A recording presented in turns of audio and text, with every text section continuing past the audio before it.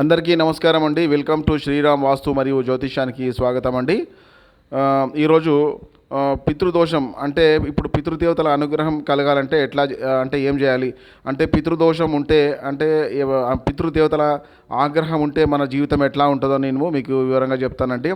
చాలామంది అంటారు సార్ ఇట్లా మా నాన్నగారు మా తాతగారు మా బామ్మగారు అట్లా అట్లా చనిపోయిన తర్వాత మేము చాలా ఇబ్బందులు పడుతున్నాం సార్, మాకు ఎన్నో టెన్షన్స్ ఉంటున్నాయి, అసలు ఏ పని చేసినా మాకు ముందుకు సాగట్లేదు, ఉద్యోగాలు సరిగా రావట్లేదు, మేము చదువులు సరిగా చదవట్లేదు, మా పిల్లలు సరిగా చదవట్లేదు, అద్దె గృహాలలో ఉంటున్నాం అంటే కిరాయిలలో ఉంటున్నాము, ప్రతి ఒక్కరితో గొడవలు అవుతున్నాయి, మా బంధువులతో కూడా అసలు మాకు ఎప్పుడూ విరోధమే ఉంటుందండి.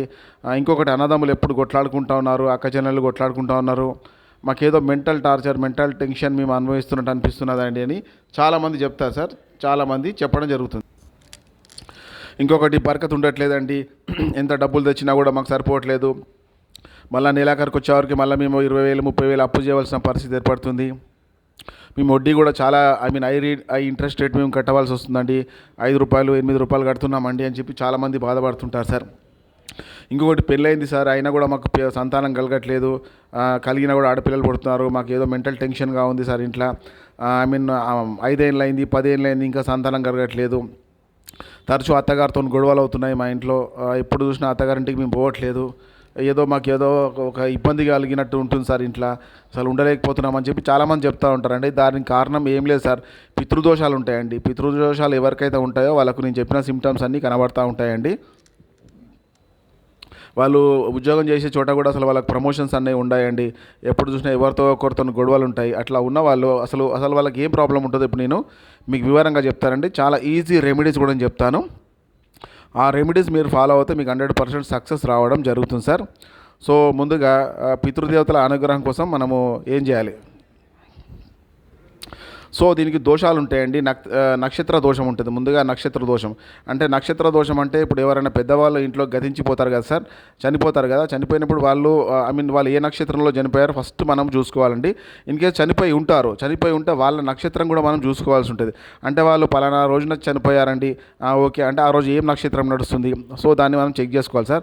నక్షత్రం ఉంటుంది ఫస్ట్, నక్షత్ర దోషం ఉంటుంది, తర్వాత తిథి దోషం ఉంటుంది, తర్వాత వార దోషం ఉంటుందండి. ముందుగా మనం నక్షత్ర దోషం కోసం మాట్లాడుకుందాం సార్. ముందుగా నక్షత్రము రోహిణి నక్షత్రము, ధనిష్ఠా నక్షత్రము, శతభిష నక్షత్రము, ఇంకోటి పూర్వభాద్ర నక్షత్రము, రేవతి నక్షత్రము, మృగశిర నక్షత్రము, పునర్వసు నక్షత్రము, ఉత్తర నక్షత్రము, చిత్తా నక్షత్రము, విశాఖ నక్షత్రము, ఉత్తరాషాఢ మరియు మఖా నక్షత్రము.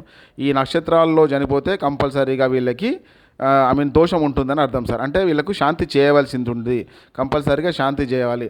నెక్స్ట్ వచ్చేసి తిథి దోషం ఉంటుందండి. పాడ్యమి, విధియ, షష్ఠి, అష్టమి, ఏకాదశి, ద్వాదశి, త్రయోదశి, చతుర్దశి, అమావాస్య. తర్వాత వచ్చేసి వార దోషం ఉంటుందండి. వారంలో అంటే ఏ వారంలో చనిపోయారు దాన్ని బట్టి కూడా దోషం ఉంటుంది. ఆదివారము, మంగళవారము, శుక్రవారము, శనివారం. ఎప్పుడైతే నేను చెప్పిన ఈ దోషాలు ఉంటాయండి, దోషాలలో వచ్చేసి ముందుగా నక్షత్ర దోషం ఒకటి, తిథి దోషం ఒకటి, వార దోషం ఒకటి.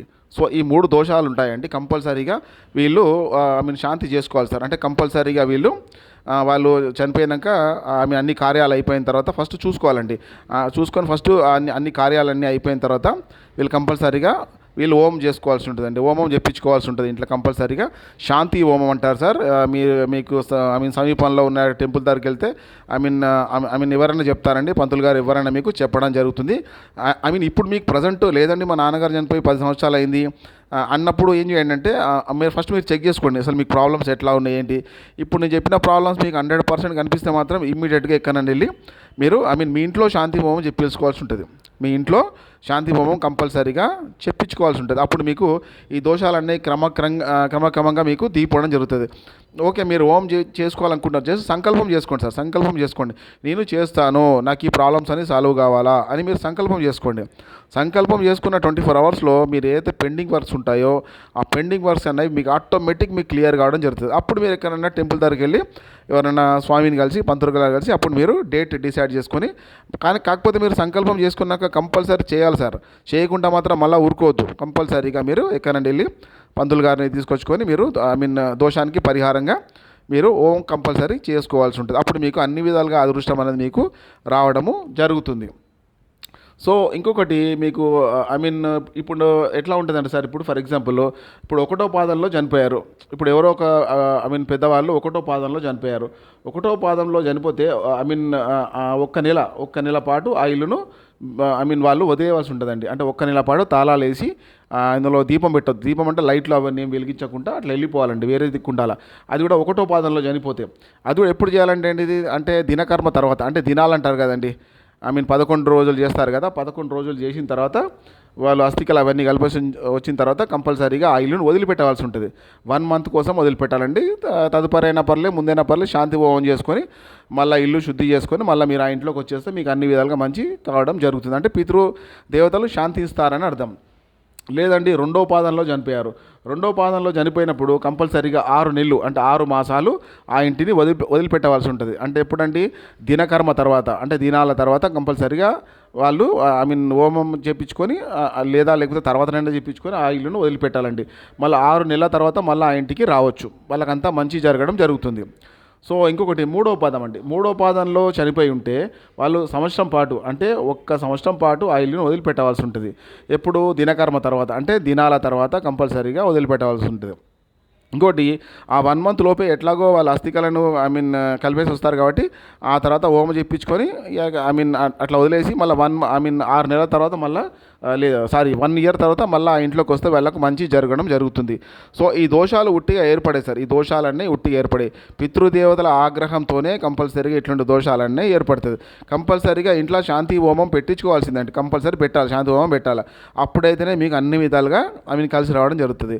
లేదంటే 5 ఏళ్ళైంది, 15 ఏళ్ళైంది మా వాళ్ళు ఐ మీన్ గతించిపోయి అయినా కూడా మాకు ఎన్నో ఇబ్బందులు కలుగుతున్నారు. చాలామంది కిరాయి ఇంట్లో ఉంటారు సార్, రెంట్ హౌస్లో ఉంటారు. సో వాళ్ళకు కూడా ఇట్లాంటి దోషమే ఉంటుంది. చూస్తే పెద్ద పెద్ద శాలరీస్ ఉంటాయి, కాకపోతే మంత్లీ వాళ్ళకి ఏదో ఒక అప్పు అన్నది మాత్రం ఉంటుంది. మెంటల్ టెన్షన్ ఉంటుంది. తరచూ ఏదో యాక్సిడెంట్లు కావడం కానీ, దెబ్బలు తగలడం కానీ, లేకపోతే ఇంట్లో వేడి నూనె ఐ మీన్ మీద పడి ఐ మీన్ కాలడం కానీ, లేకపోతే భర్త భార్యలకు ఎప్పుడు గొడవ కావడం కానీ, పిల్లలకు గొడవ కావడం కానీ, మేనమామలతో గొడవలు కావడం కానీ, బంధువులతో గొడవలు కావడం కానీ, చుట్టుపక్కల వాళ్ళతో గొడవలు కావడం కానీ, ఇట్లాంటి మనము తరచూ చూడొచ్చు. కాకపోతే వీళ్ళకు ఒక డౌట్ ఉంటుంది సార్. ఆ డౌట్ ఒక్కటి తీసేయాలి. ఎవరో మాకేదో చేస్తున్నారు, ఎవ్వరూ చేయరండి, ఎవ్వరు ఏం చేయరు. ఇదంతా పితృదేవతలను శాంతి చేయకపోతే ఇంకో ఇట్లాంటి ప్రాబ్లమ్స్ అన్నీ రావడం జరుగుతుంది. మెయిన్ పితృదేవతలు శాంతి ఇస్తారు కదా, పితృదేవతలు శాంతి ఇస్తే ఆటోమేటిక్ మీ కుటుంబంలో అదృష్టము ఐ మీన్ ఎట్లా ఉంటుందంటే అసలు మీరు అనుకున్న టైంలో మీరు చేయగలుగుతారు సార్. పితృదేవతలను శాంతి చేసుకోండి, 100% మీకు మంచి కావడం అనేది మీరే చూస్తారు సార్, మీరే చూస్తారు. సో ఇప్పుడు నేను చెప్పింది ఏదైతే ఉందో సార్, నక్షత్ర దోషం ఒకటి ఉంటుంది సార్, తిథి దోషం ఒకటి ఉంటుంది, వార దోషం ఒకటి ఉంటుంది. ఈ మూడింటికి పరిహారం కంపల్సరీ మీరు చేయించుకోవాలి.